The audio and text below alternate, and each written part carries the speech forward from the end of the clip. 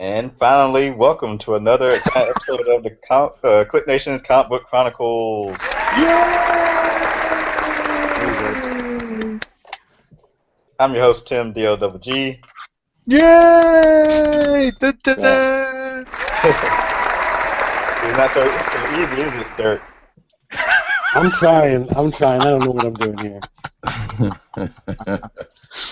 We've got the full house tonight. We got Agent 70, Roddy Cat, PC and Dirt, and myself.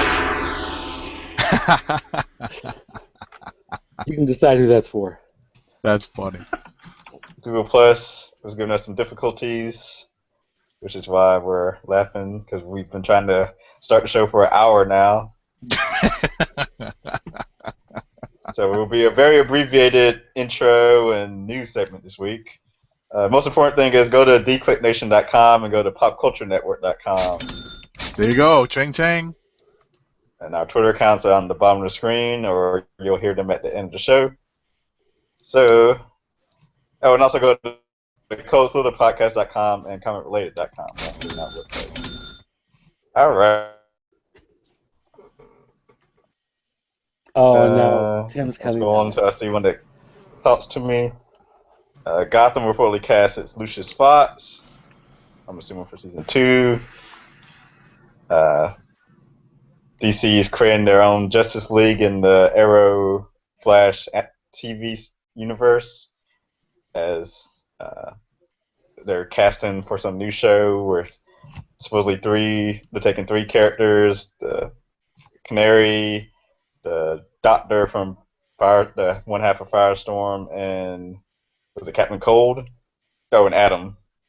The Atom are the heroes, and Captain Cold is somehow involved, and they had a casting call for a time traveler, Latino woman, I believe, and then like a black guy. So all right. Go take your guesses at who those people could be.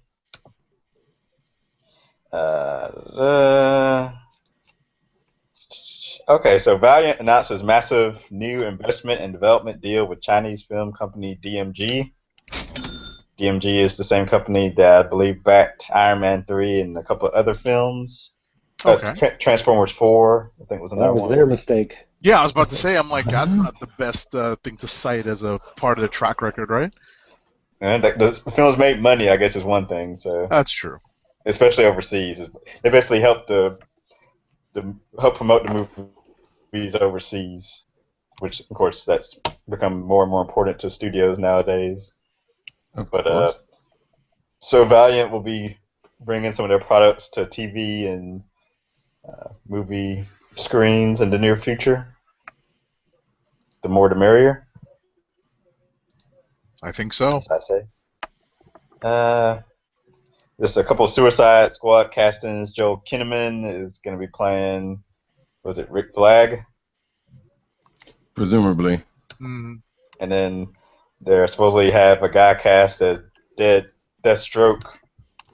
Because I was like, I thought, what's his name was Deadshot, but too many deads.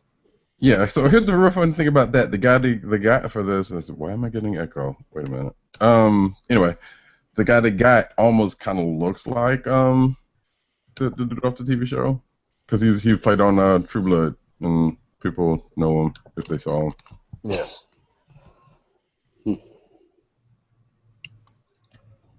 So, big cast. Supposedly Deathstroke's supposed to be Amanda Waller's bodyguard or right hand man in the film. So James Gunn let slip that Marvel Studios more than likely would not be at San Diego Comic-Con this year, which everyone flipped out about. Yeah, because at this point it was kind of like, hey, what, why wouldn't they? But Disney's got their own thing going on, so they could do it there. They can do it their own way. Yes. They'll probably have their own convention.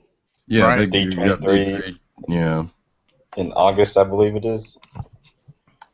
So, I mean, but so they've already announced like every single movie up till 2018, so there's not much else to announce unless they castings or whatnot, or footage, I guess. No, Luke's gonna join the Avengers. Yeah, right. So now there's gonna be a male Ghostbusters movie with Channing Tatum. And I read something saying like it's not the male version, of course. Oh wow, we got gremlins all over the place. You're going in and out on us, Tim. I am. Yeah, Yep, it's about to happen. it's crazy. Actually, I can put myself up twice on the MacBook. So once the Windows machine goes out, I love it. I love it. let's Somehow see. I'm in on this. I'm in on this hangout twice. Also, I'm not sure how this happened. Are you? Isn't your tablet still connected? I just rebooted my tablet, so that's very weird. Let me see if I can. Disappear in a minute. I can kick you off. Eject. And then he's gone for good now. Oh, he's gone. All I was gonna say, right. it'll kick both of y'all out. That's funny. No. It kicked out the former, not the latter, I guess. So all right. I see that there's I see there's an announcement here for Tron 3. Did I miss something? Yeah. It leaked from a Vancouver blog, basically, that they had locked down locations to begin filming in October. And so once the word got out, they started pressing Disney for details, and Disney confirmed that, what's his name, Kowinski? Joe Kowinski. Yeah, Kowinski. Yeah, whatever. He's actually confirmed to come back and direct it, but they don't have any details beyond that. So they've confirmed that the director's coming back. They've confirmed that they have locations set to shoot in October, but they haven't revealed any other details beyond that. Cool.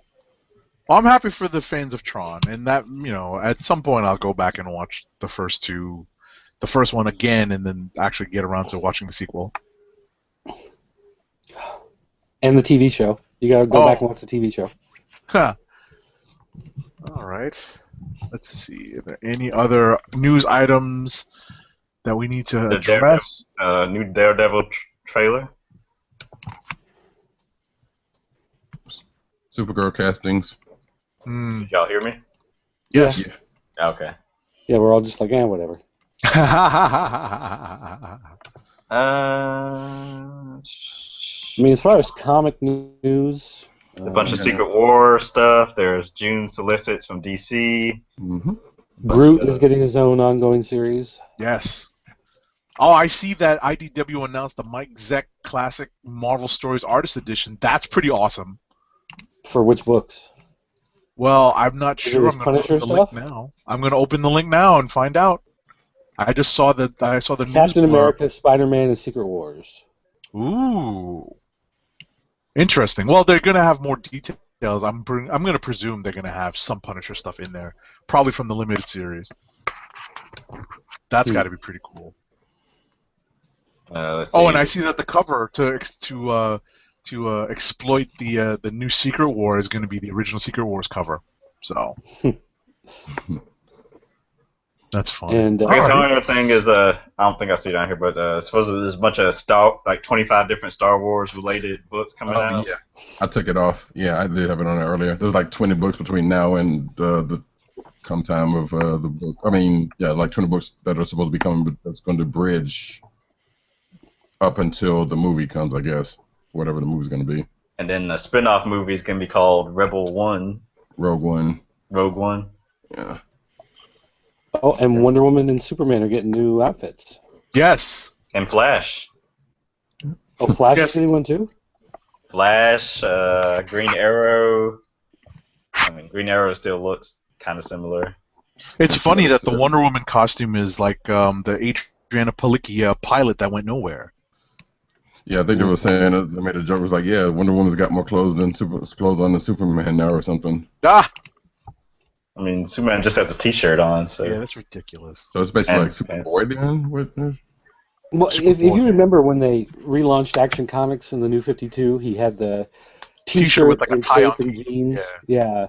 So they got rid of the cape basically and gave him the. It looks like the Kingdom Come version of the Superman symbol. And then yes, Wonder Woman's in the new armor. Batman's in some sort of armor now. If that's even Bruce Wayne.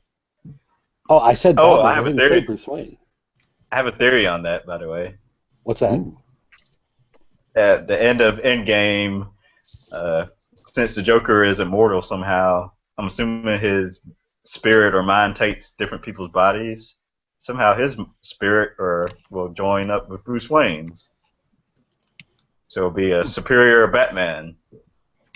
Oh, Jeez. no. Are we all? Am I going to hate read that too? That's You funny. might. I'm not touching Yes. it. That is funny. That's It not a made bad superior. theory. It's made superior Spider-Man interesting. Oh, true. Right, and then they even tried to use it on Superior Iron Man, and we see where that's going this week. Sales aren't good on that. Well, And did the new issue of that come out this week? Yes. I not put that in my iPad. Why not? Anyway. Wait a second. They made Wonder Woman a Wolverine and put clothes on her. Oh my God. oh yeah. It'll sell. Wow. I did not put Superior Iron Man on here. Anyway, so that's comic news. All Well, right. except for the one thing, you gotta since The one Dirk thing. brought it up. Well, it came up. Cobra Commander is now the mayor of Springfield. No, I'm just kidding. No, he got the key to the You city. got the key to the. I know, but I was just. Yeah, this is my hometown. He kicked out Mayor Quimby? Oh, that's your What? hometown? No. Yeah, this is my hometown. This is where I'm from. This is my actual mayor giving the key to the city to Cobra Commander. Which is fitting since that Springfield has history in the G.I. Joe universe also. Yeah. Well, they're doing the G.I. Joe Con is happening here in Springfield next month. And so this is part of the, supposedly the PR to get people talking about Joe Con. The problem is they did this originally, and then I guess they put it on like their message board or something. So like nobody knew anything about it. They didn't announce it here in Springfield. It wasn't in the news here in Springfield. It wasn't sent out to like toy sites or anything like that. It wasn't until some guy found it online and started blogging about it that it actually became a news story. You would think that they would, try to put it in the local paper or something, but Chamber nothing of happened Commerce or until, something. yeah. So it was one of those great hidden. Like I heard about it from people that don't live here, saying, "Hey, I heard this happened in your town," and I went, "What? What are you talking about?" So there you go, Cobra Commander, Nice. Key in the City.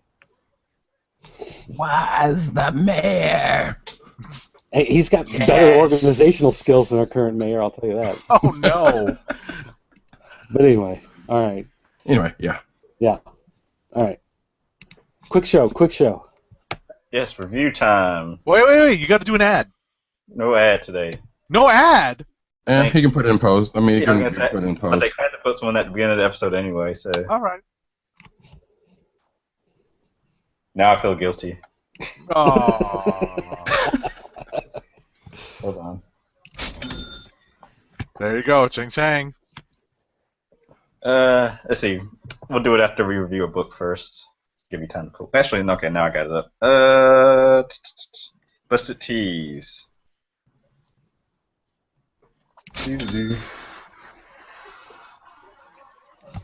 This episode of Comic Book Chronicles is sponsored by Busted Tees, your home for funny, awesome, cool T-shirts that are sure to get your friends' attentions.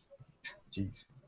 Choose from several. I had to like insert a word also in there somewhere.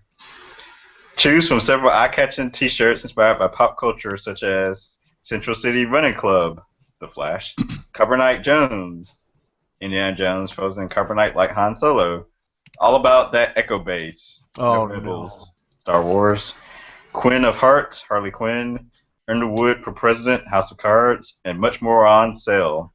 To help keep our podcast free, order from Busted Tees by going to codesforthepodcast.com. That's codesforthepodcast.com, then clicking on the Keep Our Podcast Free link. Click on the Busted Tees banner and then shop for awesome T-shirts. Busted Tees through codesforthepodcast.com. Do it today. There you go.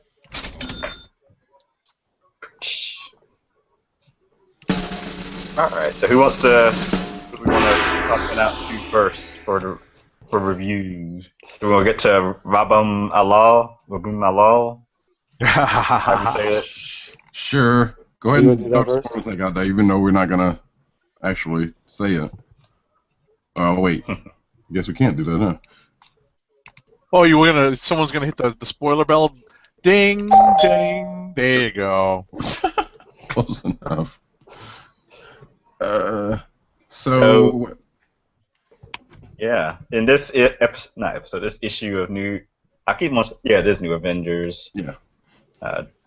Doctor Strange and the priests discover who Rabum Allah is. And it's someone we know, which Of course, that shouldn't have been that big of a surprise. It was just that who it was, to me, was slightly. So yeah, there will be we saw who it spoilers. is. So it's Doctor Doom.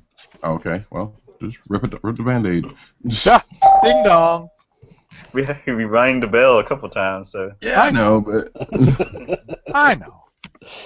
my only question is this like a alternate version of Doctor Doom, like from the future or another dimension, or is this the same Doctor Doom that? no, it's the same one that we saw 616. earlier. Yeah, It's 616 because he's got the Malcolm man in tow. Okay. Yeah, like he's pretty much like, hey, okay, I see what's going on here, so I'm gonna do what I'm gonna do. Basically. But didn't he say he was trying to stop the incursions in like previous issues? Well, he is I don't Doom after think all. He actually said that. He just said that he's gonna find out what's going on and go from there. Well, we can find out what's as going on. Doom He's the does. one causing everything, right? No, No, he's one party to everything Right. that's going on. because there's still the Beyonders, and that's what I meant to tell you the other time. So but no. was Rabum Allah the one causing the incursions? No. He's got the Black Swans. He's not the one causing the incursions because I think that's the Beyonders. Isn't he's there to protect the library, right? Yes. Yeah, they mentioned the library a couple times. So Doctor Doom is actually they were going through the library when they got caught. So.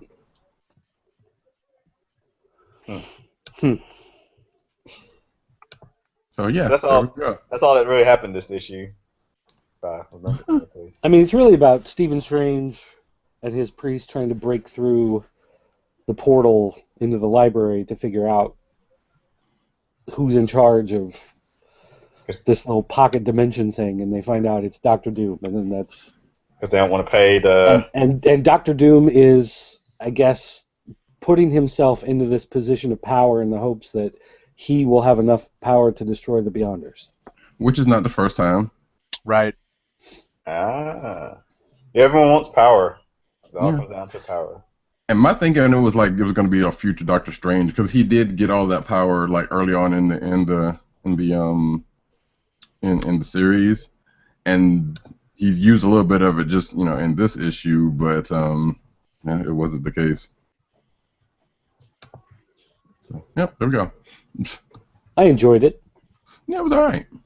Only complaint is the Doctor Strange stuff is the most boring part of this saga. Him talking to priests.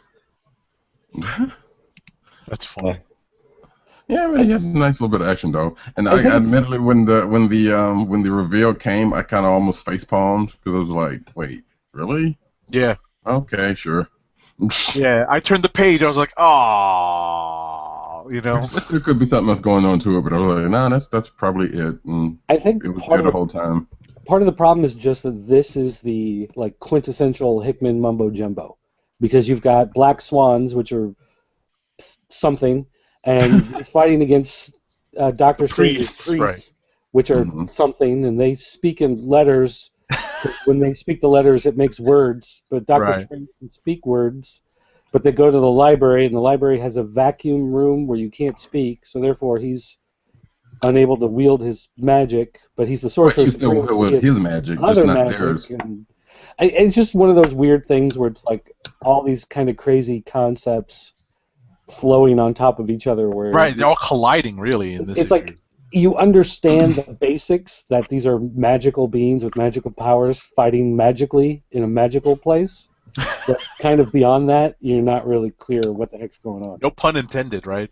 But More Hickman mumbo jumbo. Hashtag. So the moral of the story We gotta get it is trending. the moral of the story is libraries are magical places. Go there. They take you places. And don't And now you know. And knowing is half the battle. don't skip out on your overdue fees. Exactly.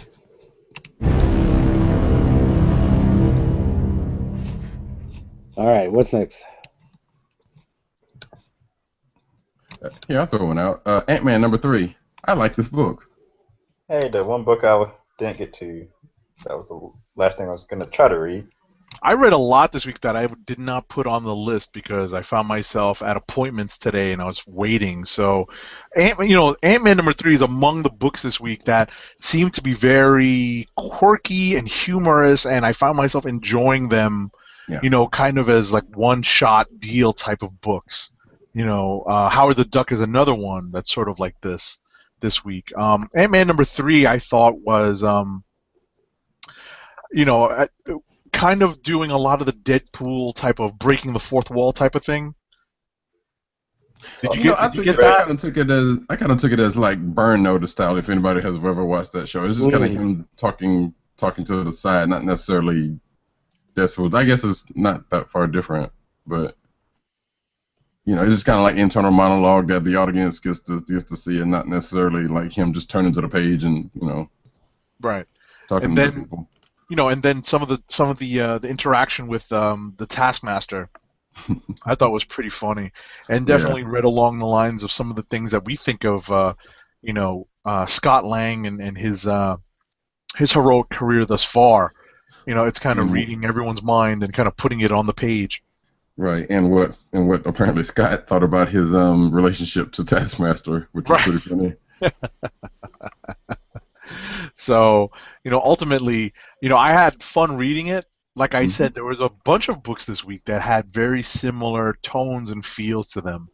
I wonder if this is like the funny week of Marvel books. Possibly. Well, since you mentioned Howard the Duck, yes, how many people read that? I read it. I read it. I tried. I could not get into this book. Really? I got about halfway through and I just started skimming it. Wait, you didn't stop at the training montage, did you? That made That was the literally way. I had to stop, look at it, and then I saw the little blurb at the bottom that there's an actual song that it was quoting. Right. And I was like, wait, there's a song that has these exact lyrics? All I could think of was like Rocky IV. So, I had fun reading this. There were a couple funny bits in here. There's a great joke at the Black Cat's expense in this about obsessing much. To the movies. What's that? There's references to the movie. Oh, His yes, the movie references. and another one. Exactly. His movie, another one, and when they're finally able to open up the vault, what book they end up pulling to get the vault opening? Oh, right. Open? Right. That was a kind of like a cool little thing. There's even a shout out to the Spider-Man movie, the most recent. No, not the most recent one. The reboot, The Amazing Spider-Man. Did you notice that one? Wait, no, I don't think I did. There is. If you go back to the last Spidey scene, it's actually, if you read the dialogue, or at least the... Oh! Yeah. Yes. I know what you're talking about now.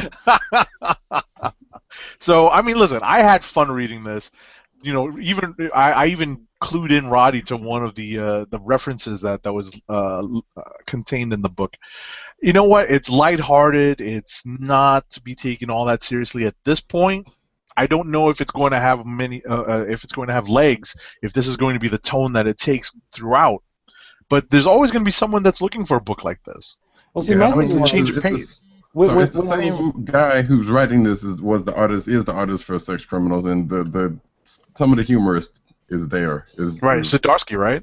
Yes. See, and I was reading it going, I know this is supposed to be funny, but just none of it really felt like it felt to me like it was trying to be funny, not that it was funny.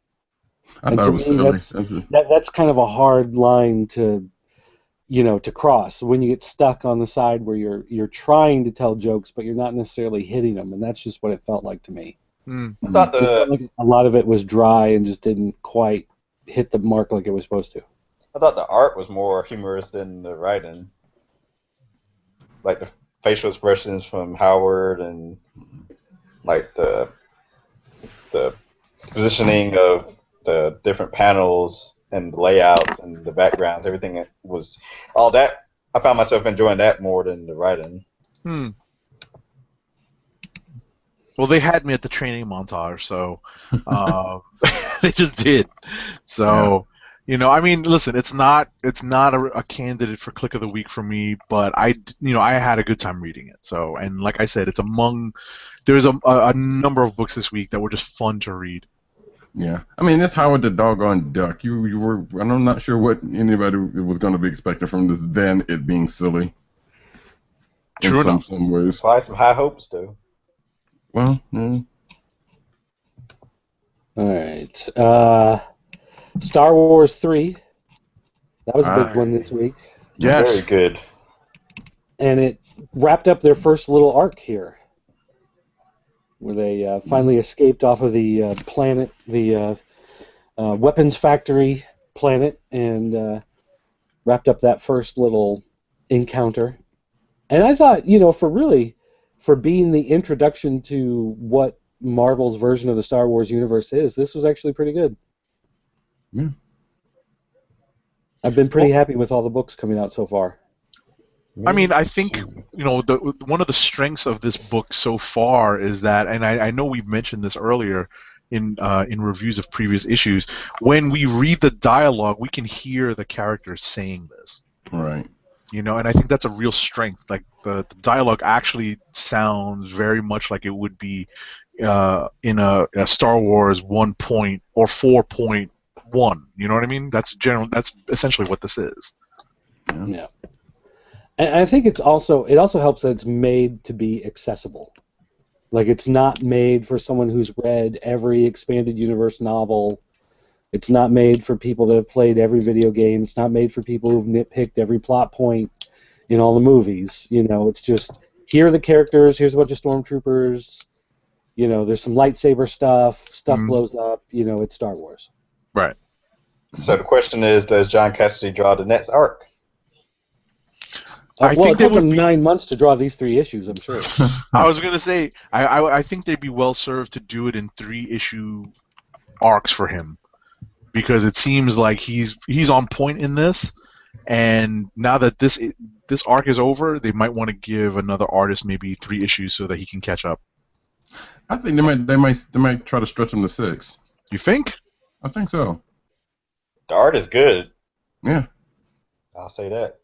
Now, after that, they will probably change it, but I think it looks like very badass. Yeah. Well, he's definitely, and I've said this before, he's definitely benefiting, I'm presuming, from computer-generated imagery and at least in the technical aspect, so that he can sort of draw around very accurate-looking AT-ATs. You know what I mean? Yeah. Well, he's listed as the penciler on issue 4, so okay, we'll see what happens. Of course, issue 4 is now listed with an April 22nd street run. Right. So it's not quite hitting monthly. It's just a little over monthly. So maybe that extra week in between will help them stay on point. As long as it falls into next month. Yeah, I mean, if it's a 5-week schedule, that's not awful. Yeah, but then it becomes a 6-week schedule, then it becomes a 7-week schedule. Right, which is why I was saying, maybe you need to give him 3 issues at a time. We'll see. I would have loved to believe that they would have given him enough hit, like when the book was the book came about, they may have given him enough, to start at least 2 issues. Listen, they tried that with Astonishing X-Men. I mean, I know it's been a while since then, but but if you recall, there was a very, very long delay on Astonishing X-Men, and they cannot afford to have that kind of delay on Star Wars, given that they want to prime the pump for the new movie in 2017. We didn't announce that they actually came out with a street date for the new movie. I didn't pay attention to it, but I did see the announcement. But I mean, it's like 2016. I mean, I guess that's a year from now. I thought it was coming out in December. December. I Yeah. thought. Is it still December? I checked. I don't know. Okay. Let's see. How was Walking Dead? Terrible. Really? Yes. I mean, oh my God. It's so weird to hear you say that. Elaborate. I did a Vine comic review for this one, and I gave it 40 out of 100. Wow. They ended the last issue on a cliffhanger where it looked like a character had been poisoned and they were actually going to die, and there was a coup going on for power, and you open up this issue and the person's actually fine, and someone else decks the guy, and he goes off to their little holding prison, and it's just like they keep setting up for something big to happen, and there's this cliffhanger, and you get the next issue and nothing happens. And this is like the 10th or 11th issue in a row, nothing is happening. This other leader of another group shows up, and they have this confrontation, and you're expecting a fight to break out. Someone's going to start, firing off shots or something, and nope, nothing happens. They just have this little conversation. They do a little prisoner swap, and everybody's on their way, and no hard feelings, and that's it. And it's just kind of like, why am I still reading this? Is just what I feel like. Like there's nothing happening. There's no drama. There's no tension. It's just month after month after month of just people living these lives, and the zombies barely even have an appearance anymore. It's like every so often they just oh, look, there's a zombie over there. You better shoot it, and they shoot it, and that's it. It's just gotten to the point where it's no longer You mean like about the TV show? Well, it's even like the TV show at least has suddenly out of nowhere 20 zombies fall out of the attic and people have to fight them for 10 minutes and try to escape, and someone gets bit and torn apart. You don't even get that in the comic. In the comic, it's just now about people learning how to farm. It's a slow burn. How do we rebuild civilization? Well, I don't care. I want to see someone get their face chewed off. Like, that's the point of reading these things, and you're not even getting that. So I'm so... If something doesn't happen soon on this book, it's just going to be one of those books that I kind of scan through every once in a while just to see if something's happened.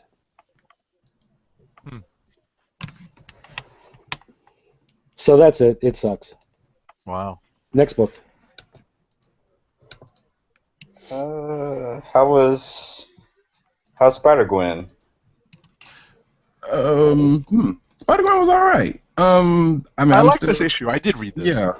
Like, I'm kind of liking the world that she's in, and she's starting to come into her own, as it were, and starting to face up to the things that are going on around her and in the world. So this is just kind of the first step to that, and she didn't have any major fights. She just had some internal monologue with a certain spider pig. I had a good time reading this, and I'm gonna have to go back and read the first issue again just to kind of recap what happened in that, because I couldn't recall right away when I was reading this. I was just having a lot of fun reading this issue. I had a much better time reading this issue than I did the first one. Yeah. Well, yeah, because you start to see the world start to come together a little bit. Yeah. And her place is, and it's to find out her place in it, which is probably going to come, Right. All right. Let's see. What else did you read? What do you think of Ms. Marvel number 13? I thought it was adorable. I thought it was such a well-done issue, especially after what was, my notes remind me that it was just a really awkward guest appearance by Loki in the last issue. Yes. The Valentine's Day dance centric issue. This issue really moved the character forward, lays out some interesting plot developments and interesting new characters for her to deal with. And I thought that this was a great jumping on point for anyone that you want to introduce this character to. Right, and it's also showing that she's growing as a hero, and then and in turn as a person herself during the course of the issue. Because I was about to say, no, she didn't have a training montage, but well, actually, she did. Actually, She did, kinda sort of. Yes, yeah, because they, you first see her training in the Inhumans danger room, whatever it was. Right. And you see her just kind of coming together, and then the subsequent fights and everything that was happened after that, or in between that. See, And now we just possibly need to having play a- Hearts on Fire. That's all. And Exactly. you know, but yeah, I had like you said, there's definitely some developments on the heroic end for Kamala. There's some I guess foreshadowing of Kamala's involvement with Inhumans that are Mhm. other than the ones that inhabit New Attilan. So Yes, and a possible love interest, Right. or which was a foe. funny. That part made me laugh out loud because if anyone here has ever dealt with being set up by family, I thought that was one of the funniest scenes. Right, I enjoyed that one also. Like seriously, this issue. I mean, you sort of need to lay out the groundwork for the character before you introduce, someone who may not be familiar with the character or even read comics. This may not be the easiest jumping on point, but I feel like it's a fun issue that, kind of crosses so many levels and genres that can be appealing to just about any reader. So this isn't the worst jumping on point for anyone, especially a new reader. Right. And with the whole potential love interest stuff, I feel like that's a little, and maybe this is a little too good to be true, but one way or the other is going to introduce, some growth to her, to Kamala. Absolutely. So this is one of my my Click of the Week candidates. It's a strong one too. Yeah. Good one. I'm gonna jump to Thor number 6. 6, yes. Where we see the origin of Dario Agger. We see Thor Odinson on his search to find out the true identity of the new Goddess of Thunder, and we get more clues as to who the Goddess of Thunder is, and pretty much a big clue. Yeah, I mean, come on, it was circled at one point. So I think that's who it is. It wasn't who I thought it was, but Okay, now I'm curious to read it. Yeah, I mean, spoiler alert. There's a really cool scene in here with someone who I thought it would be. yeah, me too. Maybe, there's a couple of really cool scenes in here with this particular character, and it's nice to see that particular storyline carrying over from Thor: God of Thunder. So, Dowderman's art on this I thought was actually a little bit more super heroic than it has been in recent issues. Did you notice that? It was kind of more subdued. There wasn't any crazy fights for him to go crazy with. Right. I mean, it was more. Actually, what's funny is that I thought that the layouts and the art was a little bit more standard superhero fare than Dowderman's. Kind of not all over the place layouts, but it was a little less Dowderman. Like I wouldn't have been able to pick out his style, whereas some of the earlier issues were definitely, kind of unique to his way of doing art. Right. But yeah, another enjoyable issue. Excellent. Quickly, I'll just say Ninjak #1 was a good first issue from Valiant. It was good to see Clayman on an ongoing book again from his work with Marvel. So basically, oh, go ahead. Well, I was just going to say, were you familiar with Ninjak at all before this? Like from the old Valiant universe? Not from the old Valiant, but the new, since he was a member of the Unity, back when I actually used to read Unity. But all I know is he's like this badass ninja. And actually there were other ninjas before him. I actually thought his name was Ninjak, not Ninja K. And like we see a file, and there was a like he said the same thing. There was a Ninja C or something like that. So it was like Ninja dash A B C D E F G H I J, and then K is him, I guess. So is it Ninjak or is it Ninja K? It's Ninjak. Yeah, I've always heard him called Ninjak. Yeah, I've only heard anybody say Ninja K is a joke. I guess they're in on the joke. Yeah. That must be a long-running joke. All right, let's So see. yeah, good book. Hey, did we talk about that Valiant movie deal thing? Yeah. Yes. Okay, I'm blanking. It's all right. Yeah. Another fun book this week was Action Comics 40. I read was this. The first appearance of Bizarro in the New 52. Wait. Seriously? Well, the first of this Square Planet Bizarro. There was a Bizarro in not Future's End, Forever Evil. Forever Evil. And it was a clone of Superman that wasn't quite baked all the way through, so he came out a little crazy, but he got killed off. But this is the first time Superman's been pulled through into another dimension, and there's a square planet, and everybody's speaking backwards, and me hate you so much, and give him a big hug, and you're so ugly. Yeah, exactly.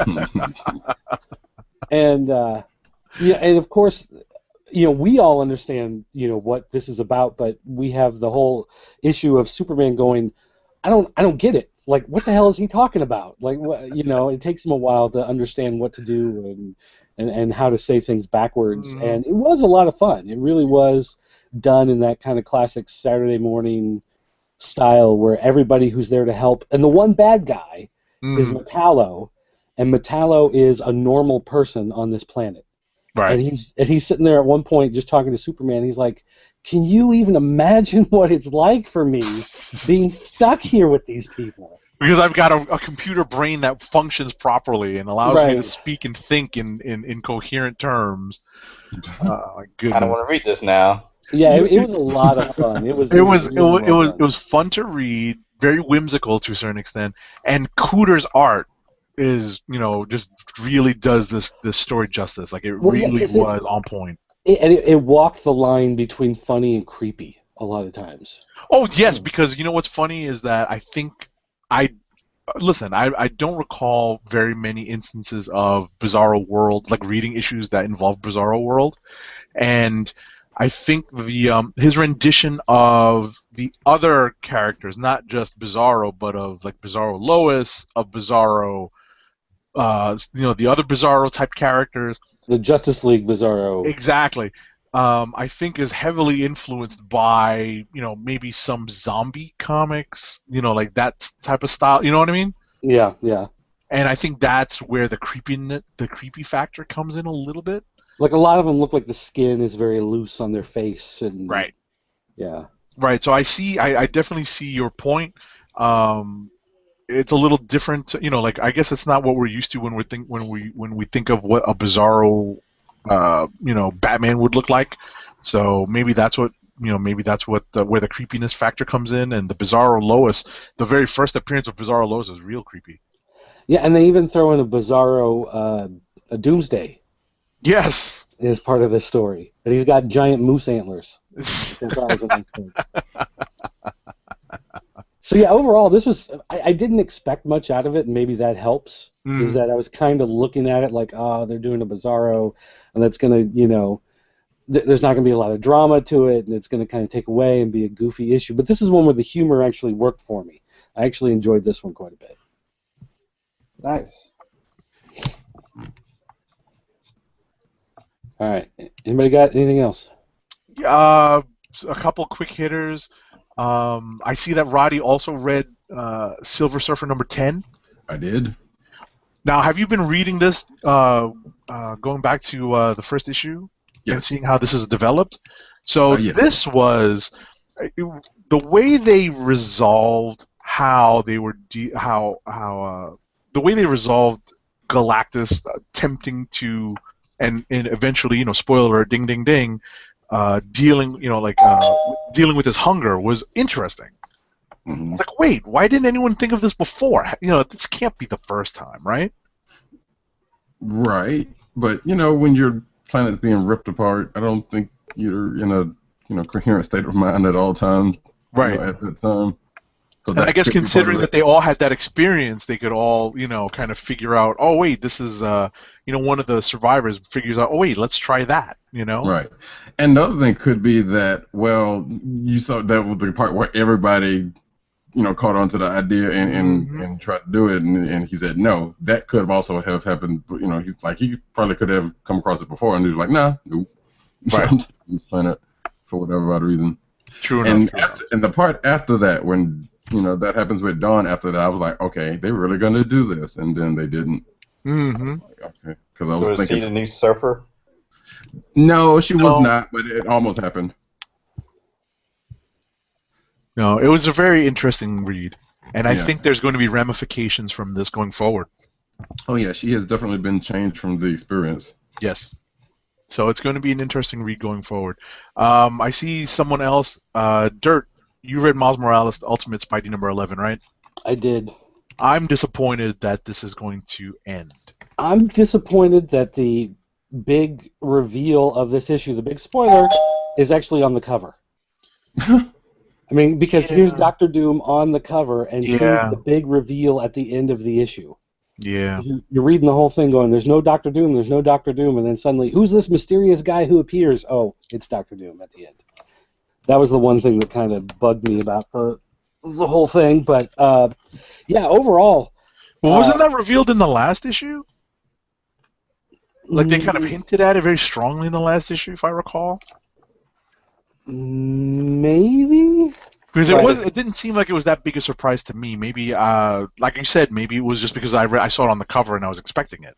But I guess it was better than them putting him on the cover and then him not appearing Not being in the issue book at all. exactly. Yeah, That does happen sometimes. Exactly.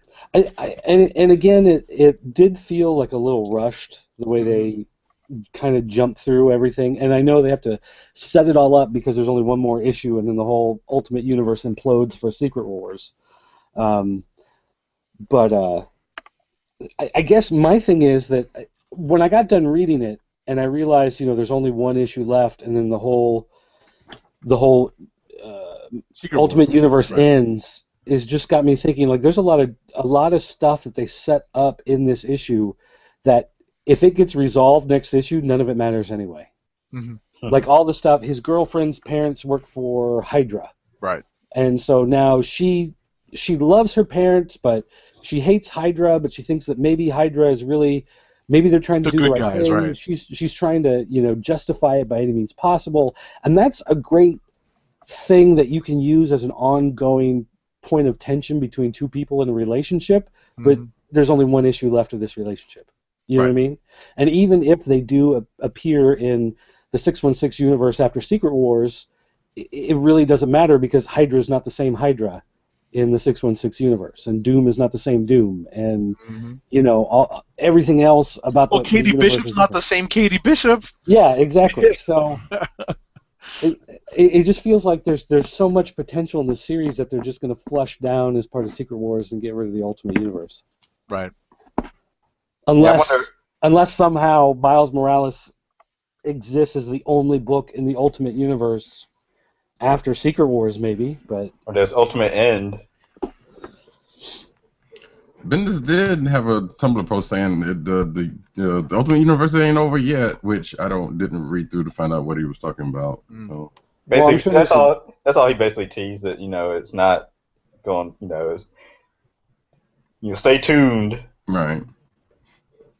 It'll be a 6-issue miniseries leading to a 6-issue miniseries leading to a 4-issue miniseries leading to another crossover with New Avengers. Because there's a bunch of stuff that's teased, like was it Rick Remender setting up the whole Hydra stuff, and Cap obviously just can't go away. Right. Mm-hmm. Gets carried over into Secret Wars, and Well, although there is an ad in the middle of this issue with it says in 1 month time runs out, and you see Miles Morales fading off into white. When everything ends, the Secret Wars commence, and it's for issue 12 of Miles Morales: The Ultimate Spider-Man. So they even have an ad in the middle of the book that heavily hints that the next issue is the last issue. Well, I mean, I was about to say the end of the issue has something that pops up. There's 2 books this week, I think, that I read that had definitive statements on the next issue being the last issue. Yeah. This is to be concluded. Right. One was this issue, and one was Fantastic Four, where they had a page devoted to what happens next in the last issue of this book. Yeah.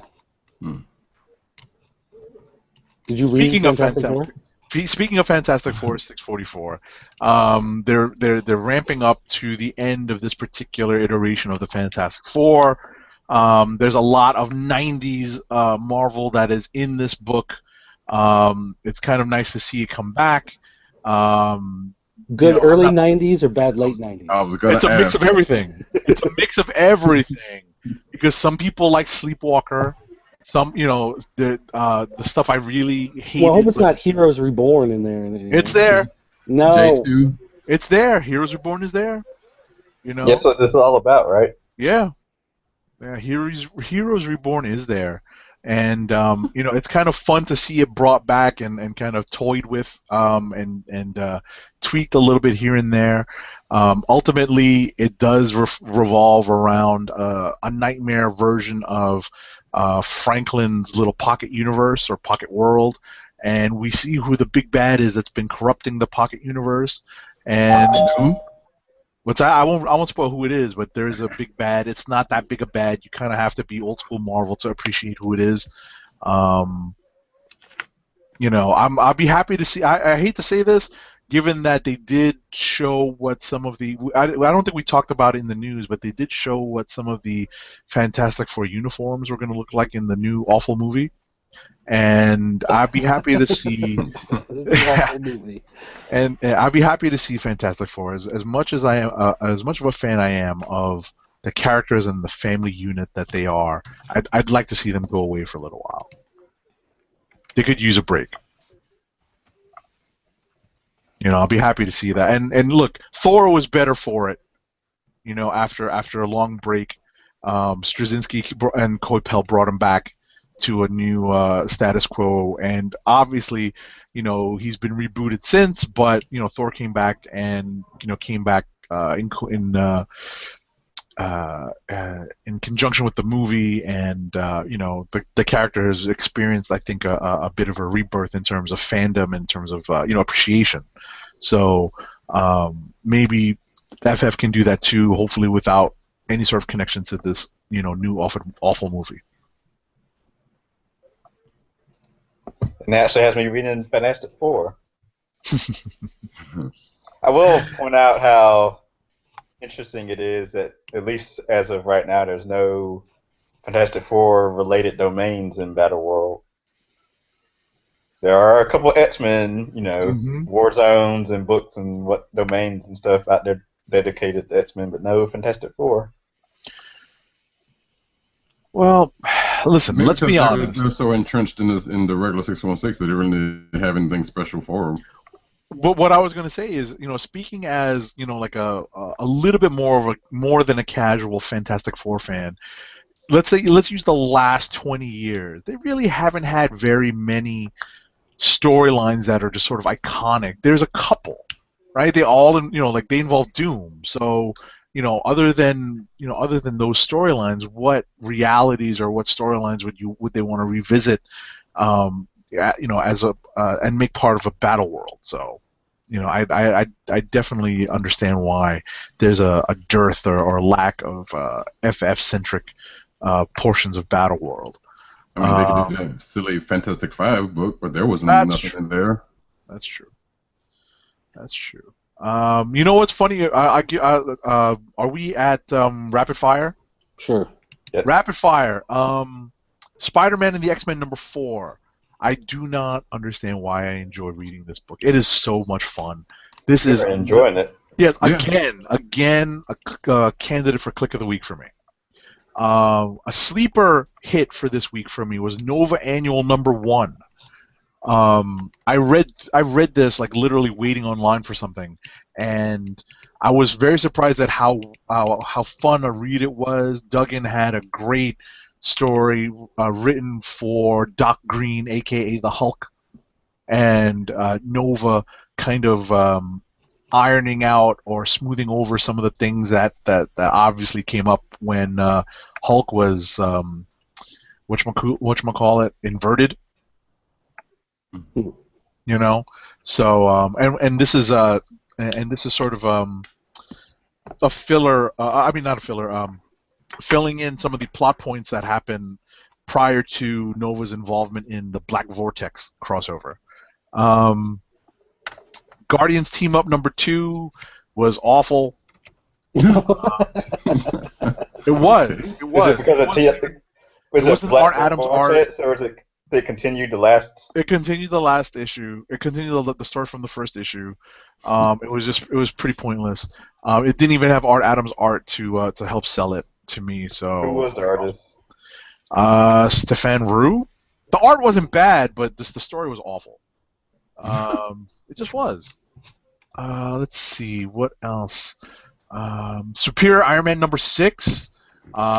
Pepper Potts comes back in a big way, and you see her plans set in motion. She is pushing back, fighting back against the Superior Iron Man. Tim mentioned something earlier about the sales on the book not being that great. Listen, I think they're telling a good story. I think that I'm not hate reading this as much as I was Superior Spider-Man. Mm-hmm. I like where they're, I like the fact that they're empowering Pepper, or at least restoring her to where she was when Fraction was handling the character during that whole Invincible Iron Man run.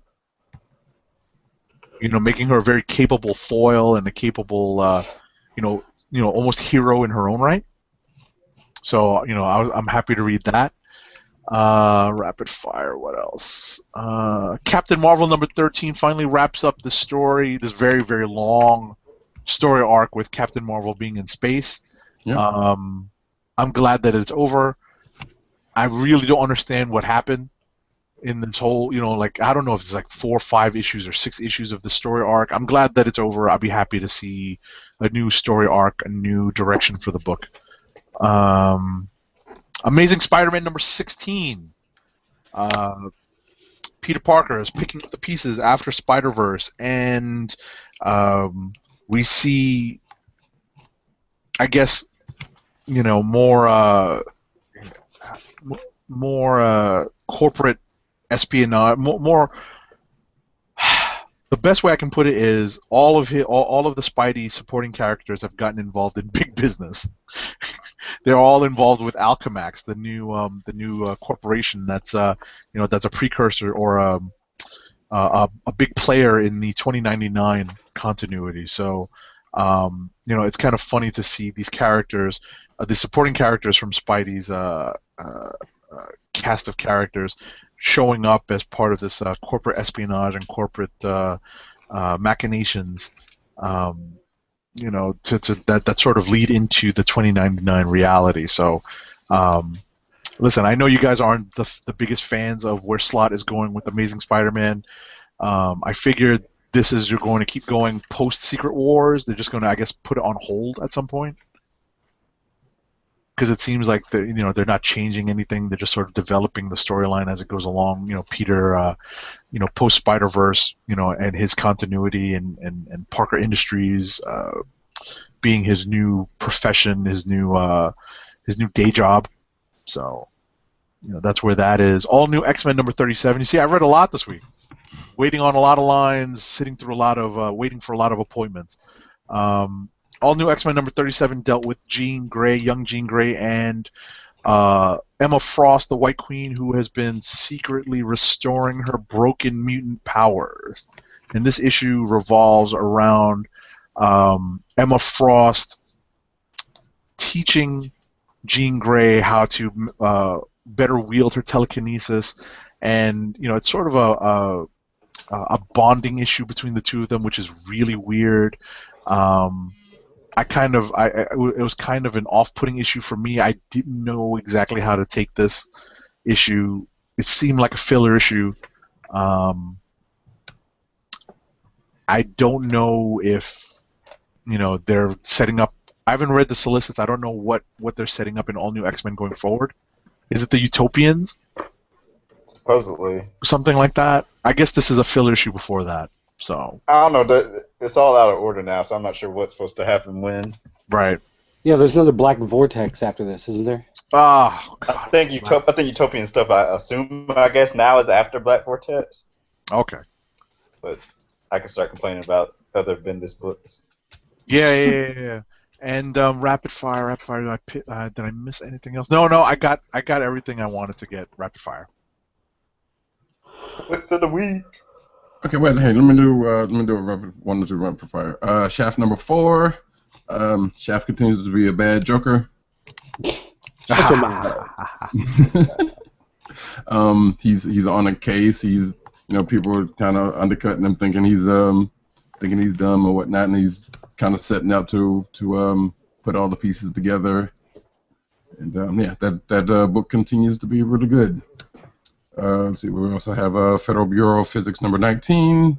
The plan to save the world is ongoing. There is probably going to be an upcoming hitch thanks to some shoddy workmanship. And the smartest little girl in the world is probably gonna play some part in it. I'm imagining. Let's hope. But also a good read. I think that's about it. Oh, by the way, Ragnarok number 4 came out by Walt Simonson. Lots of Simonson, Norse god goodness. So that was a lot of fun to read. Did anybody read Bill and Ted? I tried. I tried the first couple of pages. I couldn't remember what happened in the last movie. I hate to say it's like a direct follow-up to that. So right, they said as much. All right, clicks of the week. Mine is going to be Star Wars number 3. Nice. Good one. Good ending to the arc. Nice. Good characterization from the movies. Nice. You know what? I'm going to follow. Listen, I am on board with this book. It's so surprisingly fun for me to read. Spider-Man and the X-Men number 4. You got me wanting to read that again, and I had put that on my do not read pile just because it's actually pretty fun. It's a fun read. I like the art. I like the art. It just seems the concept is silly. Yeah, it shouldn't matter, but it's like I know this book. There's no point to this book because it's not gonna go anywhere. I think it is going somewhere. I think it's actually developing these tertiary X characters and really throwing Spider-Man into the X universe is just fun. Yeah. It's still weird to see him interact with Storm the way he is because both characters have been around for so long. You would think that they would have more, or at least she would have more respect for him. Oh no, they don't too much like Spidey around that camp, or they just put up with him, which is weird considering they have Deadpool. But that's that's another story. But yeah, that's been pretty fun. Okay. I will go with Action Comics 40 just for the Saturday morning goodness.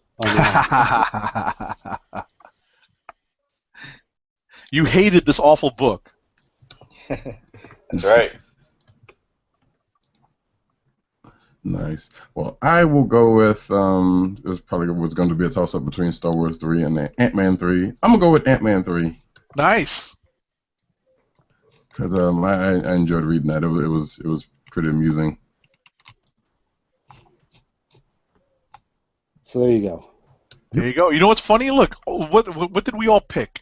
3 out of the 4 picks. Tim, what did you pick again? Star Wars. Star Wars. See, look, 3 out of the 4 picks were kind of funny books this week. And probably after I read Ant-Man, I'll probably want to pick that. all my real clicks of the week, so stuff like end up reading like the following couple days after Comic Book Chronicles. Doesn't Yeah. count. Doesn't count. That doesn't count. I thought about this during the show. I'm gonna start stealing your Rapid Vine reviews. No, you can't do that. That's mine. I patented that. I need to do something on Vine.